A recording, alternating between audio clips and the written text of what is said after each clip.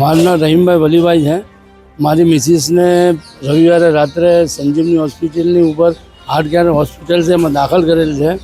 ડૉક્ટરે બપોર પછી બીજા દિવસે એને ચા ને કોફી કે કંઈ આપો બિસ્કિટને. હું સારામાં સારું બિસ્કિટ વર્ષોથી પાર્લેજી જ ખાઉં છું.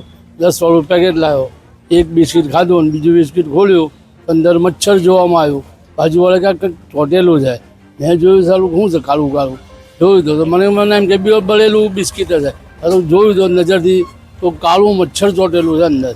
બિલકુલ તમે જોઈ શકો આરામથી તો કાળું મચ્છર. હવે આવું જોઉં, એક બાજુ એટેક આવેલો છે અને એને ચા સાથે બિસ્કિટ આપવાનું કીધું. આવું બિસ્કિટ નીકળતા હવે કંપનીઓ હવે આટલી પાર્લેજી વર્લ્ડની ફેમસ કંપની, એમાં જો આવું નીકળતું હોય તો પછી સામાન્ય વસ્તુમાં શું ના નીકળે. એટલે મારે જ કહેવાનું કે અત્યારે બધી વસ્તુમાં ધ્યાન રાખવા જેવું છે. શ્વાસ બાબતમાં ખરેખર ધ્યાન રાખવા જેવું છે.